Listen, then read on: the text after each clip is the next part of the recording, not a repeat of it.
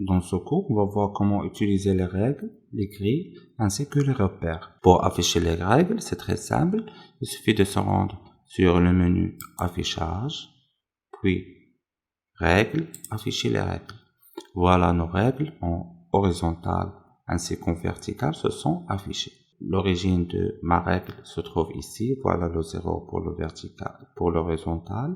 Voilà le 0 pour le vertical. Les règles se sont graduées en fonction de l'unité choisie. À n'importe quel moment, je peux modifier cette unité-là. Donc, pour notre cas, elles sont affichées maintenant en pixels. Je peux modifier cette unité-là en se rendant sur Édition, Préférences, Unité. Et ici, je peux mettre par exemple le millième. OK? Voilà, ma règle est devenue maintenant graduée en millième. Donc, je vais la rendre en pixels, ça sera mieux. Pixels, je confirme. Et voilà. Pour maintenant créer des repères, c'est très simple. Il suffit de cliquer sur la règle qui est, par exemple, en horizontale, laisser enfoncer et je tire vers le bas. Voilà. De la même façon pour les repères verticaux. De cette façon, voilà, j'ai créé deux repères. Afin d'avoir plus de précision par rapport à ces repères-là, je peux me rendre sur le panneau transformation que je trouve ici, panneau de transformation. Sinon, je peux le afficher à partir du menu fenêtre, transformation. Voilà mon panneau de transformation. À travers ce panneau-là, je peux effectuer plusieurs actions par rapport à mon repère. Par exemple, ce repère-là étant sélectionné, je peux modifier sa position à partir d'ici, le X. Pour modifier une valeur, il suffit de laisser le curseur sur le champ de saisie et faire bouger la roulette en haut ou bien en bas. De cette façon, sinon je peux taper directement une valeur, par exemple 400. Maintenant, si je décide de créer un repère en diagonale, donc à travers le même panneau, je peux choisir par exemple ici l'angle de rotation.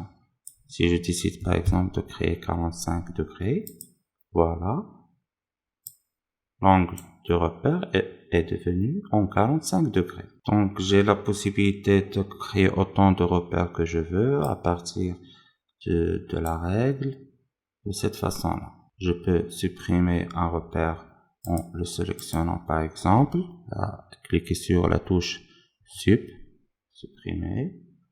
Voilà, je peux supprimer celui-là aussi. Je supprime celui-là. Maintenant, on va voir comment afficher les grilles. Donc, du même menu affichage, afficher la grille. Et voilà, une grille a été affichée et va m'aider pour plus de précision lors de l'alignement de mes objets. Enfin, j'ai la possibilité d'afficher mon calque en transparence, c'est-à-dire lorsqu'il n'y aura pas d'objet affiché, la grille de transparence sera visible. Pour ce faire, il suffit de se rendre sur le menu affichage, afficher le damier de transparence. Donc, remarquez que toutes ces actions qu'on a vues tout à l'heure sont accessibles à partir du panneau propriétés. Que ce soit par rapport aux unités utilisées, pixels, je la rends par exemple en centimètres, etc. Sur le plan de travail, je peux décider de créer de plusieurs plans de travail. Et voilà les règles et les repères. Donc pour les règles, je peux décider par exemple d'afficher ou bien masquer les règles.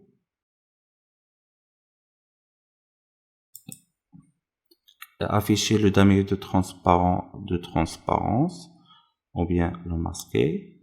Et aussi pour la grille, afficher ou bien masquer la grille. Voilà. Aussi par rapport aux repères, lorsque je crée par exemple des repères de cette façon-là, voilà, je clique sur la zone de travail pour afficher les propriétés relatives à mon plan de travail. À partir de ces options-là, j'ai la possibilité de masquer le repère ou bien les afficher, verrouiller ou bien déverrouiller le repère.